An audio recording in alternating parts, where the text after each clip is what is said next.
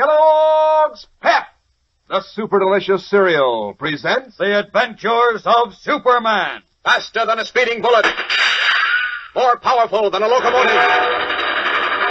Able to leap tall buildings at a single bound. Look, up in the sky. It's a bird. It's a plane. It's Superman. While Clark Kent, who as we know is Superman, was taken to Florida by Perry White after his narrow escape from destruction at the hands of Henry Miller, the Nazi Atom Man, Miller was being injected with another solution of radioactive kryptonite, which enables him to generate deadly atomic power within his own body. Miller was preparing to destroy Metropolis when Sidney, the sinister fat spy with whom he has allied himself, discovered through a newspaper item that Superman was still alive. Sidney convinced Miller that their plans for world domination were hopeless while the Man of Steel lived. As we continue now, in the little attic laboratory of a German chemist, Miller is telling Sidney how Superman can be destroyed. Listen. In spite of Superman's great powers, he's still a mortal, a human being. The doctors and scientists that he permitted to examine him have said so. I know that. Get to the point, Miller. What are you driving at? It's like this, Sidney. Human beings have to eat and drink or they die. So all we have to do is to put Superman into a coma and keep him that way until he starves to death. That's all we have to do, eh? Just put Superman in a coma. Are you out of your mind? It's easy. Superman can't stand the atomic power of the kryptonite in my blood. I'll expose him to it again. How can you without... It's easy, I tell you. I'll let him know that I'm going to destroy Metropolis. He'll show up to try to stop me, and that'll be the end of it. It'll also be the end of your atomic power, and then we're off. No, it won't. Of course it will. Oh, you idiot.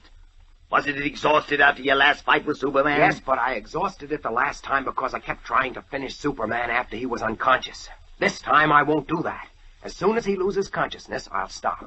It might take too much power to knock him out. I don't think so. The last time... No, we can't take any chances. Superman's clever as well as powerful. He knows what you can do now, and he'll be more careful. He'll make you fight longer. I can handle him. You're a fool. Can't you get it through your head that this is the last of the kryptonite? You've got to conserve every ounce. Must be some other way. I've got to find it. Well, Sidney, I think... Wait a minute. You said that you and Teufel were sure that Superman's Clark Kent, the Daily Planet reporter. Well, practically sure. Teufel treated my vest with lead to keep the emanations of the kryptonite in my blood from escaping. And when I came near Kent while I was wearing it, nothing happened. But when I approached him without it, he became dazed and he almost collapsed, just as Superman did. That's not conclusive proof. Kent might have been ill that day. But was there anything else? Yes. I got Superman to the beach by phoning Kent and telling him that Jim Olsen was in great danger. Superman arrived within half a minute, and the beach is 50 miles from Metropolis. Oh, that's better. Much better. So Clark Kent's Superman. Now we get in someplace. Oh, what's on your mind? I've got an idea. Yeah. Tell me. Kent has no idea that you suspect his double identity, has he? No, of course not. Good, very good. One other thing. You say Superman becomes affected by the kryptonite in your blood, even when you're not converting it into atomic energy. Yes. When I met him at the Daily Planet that night, he almost passed out. Fine. Excellent. Miller, I believe I know how it can be done. Yes, I'm quite sure I do. Why? Exposing Superman to your power, of course, and keeping him under it until he's done for without you having to exhaust the power. How? Oh, this is good. Now, look, Sidney, if you're figuring on my walking up to him or sitting next to him in a restaurant or something, it won't work. He knows it. I'm quite aware of And that. a disguise won't work either. His X-ray vision will see right through that. I know that, too. In fact, I know much more about Superman than you do. I've made a study of him for years, trying to find a way to get rid of him, and now I found the way. Which way? Tell me. I'll tell you in the car. Where are we going? To make the necessary arrangements for eliminating Superman. Careful on those stairs, my boy, careful. The carpet seems a bit loose.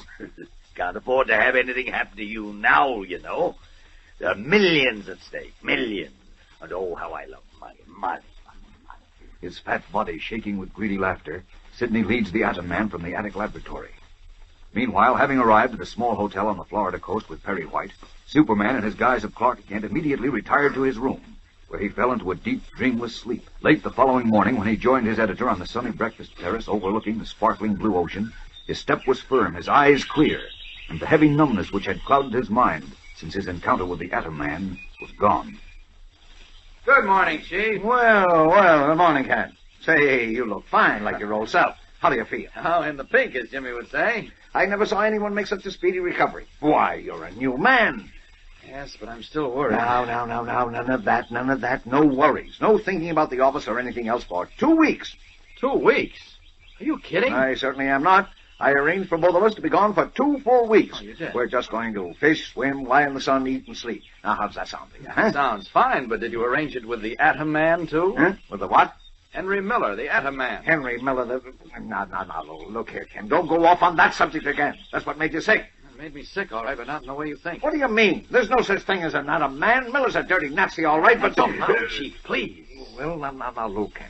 In the first place, you're not well enough to go back. Physically, I never felt better in my life. Physically. But how about mentally? What do you mean? You're a sick man, Kent. You created some kind of a fantastic illusion in your mind about an Atom Man. I only wish you were an illusion. Unfortunately, though, he's real. And unless we stop him, most of us will be dead in a month. All the ridiculous nonsense. Now, look here, Kent. Listen to reason. You told me yourself that Dr. Millicent, one of the greatest scientists we have, told you that it was practically impossible to create an Atom Man. And that it... Oh, say, that reminds me. What? Millicent was trying to get hold of you. He was? When? Where? Why didn't you tell me? Well, how could I? First you weren't around, and then you were sick. He was phoning the office practically every hour. Here, where are you going? You haven't had your breakfast. I got to call Millicent. Maybe he was able Able to what? Now sit down. Here comes your breakfast. You call Millicent later. I can't wait. This may make all the difference. So long, Chief. Kent, will you come back here? Kent, come back, I say. It's a spoil Chief's vacation. He arranged it for my benefit, but if those calls from Millicent mean what I think they do... Let's see, where can I... Oh, that patch of bushes behind the terrace ought to do for a dressing room. There we are. Now, off with these clothes. Good thing I had another Superman outfit. The Atom Man certainly ruined my other one. Next time we meet, maybe it'll be different. Maybe. If only Millicent has been able to... Ah, there we are, all set. Now, back to Metropolis. Up and away! Leaping high into the sunlit clouds, Superman veers and rockets away to the north, red cape streaming in the wind. Will he find what he hopes at Dr. Millicent's laboratory? We'll return in a moment to learn what happens. But right now, here's Dan McCullough to tell you about that wonderful series of comic buttons. You know, gang, since Kellogg's Pep began putting out those smart-looking new comic buttons, I've learned a thing or two. For instance, one of the girls in our neighborhood was showing me her button with Winnie Winkle on it. And I learned that Winnie's hairdo is called a page boy. And Winnie's brother, you know, the little kid with the soft bow tie, has a name that's a sort of a joke. You know, periwinkle. Well, a periwinkle's a plant or a little sea snail. And what I'm learning about the fun you fellas and girls are having, collecting all 18 different buttons. These buttons are just about the best-looking things you ever saw, in brilliant colors on a clear white background. Aren't you glad it's so easy to collect these swell comic buttons? Why, you don't send in a single penny, not even a box top, and you can't buy 'em anywhere. All you do is to ask Mom to get you plenty of that super delicious whole wheat flake cereal, Kellogg's Pep.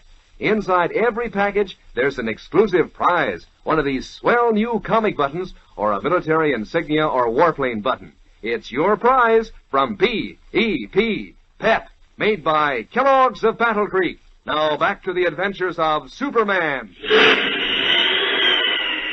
Once more in possession of his great powers, Superman has arrived at Dr. John Millicent's laboratory on the campus of Metropolis University. Eagerly now, he holds in his hand what is, at first glance, only a modern plastic trousers belt. But woven under the smooth, glossy surface is a network of fine, hardly discernible wire filaments, which cross and crisscross through the entire belt. You say this belt will detect the presence of kryptonite, Dr. Millicent, and warn me of it? If there's any kryptonite within 100 yards, the belt will warn you. How? There's an alarm secreted in the buckle. Oh, yes, I see it. It'll send out a high, wavering whine. Not very loud, but you'll hear it. You say it'll detect the presence of kryptonite within a radius of 100 yards. Well, I say that conservatively. It may detect it at a greater distance, but 100 yards is certain. Good. It's constructed along a principle of radar, which was perfected during the war. Now, look, Doctor, this is terribly important. Will it detect kryptonite in liquid form, in a man's body? In a man? Oh, you still got Teufel's Atom Man on your mind. I'd forget that if I were you. Well, I can't, because, you see, Teufel did create an Atom Man. Oh, come now, Superman. I tell you he did, Doctor. I battled with him, and it's only a miracle that I'm still alive. Good heavens. You really mean... Yes, I do. But don't mention it to anyone. No sense alarming people until it's absolutely necessary. No, of course not. But I can't believe it. That's true. Only too true. And unless I stop him, he'll destroy every vestige of civilization as we know it. Now tell me, Doctor, this is important. Will the detector warn me of the presence of the Atom Man? Will it? Well, Tensely, Superman waits for Dr. Millicent's answer. The answer which this time will truly mean life or death to him. Because at this very moment, Sidney is on his way to the Daily Planet to set a deadly trap for Clark Kent, whom he suspects is Superman. Fellows and girls, don't miss tomorrow's tense, dramatic episode. There are a dozen thrills and surprises in store for you, so don't fail to tune in. Same time, same station, and follow the adventures of Superman. Faster than a speeding bullet. More powerful than a locomotive. Able to leap tall buildings at a single bound. Look, up in the sky. It's a bird. It's a plane. It's Superman. Fellows and girls, be sure to follow the adventures of Superman. Brought to you every day, Monday through Friday. Same time, same station, by the grand old Kellogg Company of Battle Creek. And for other thrilling adventures of Superman, see your local newspaper. Superman is also a copyrighted feature appearing in Superman DC Publications.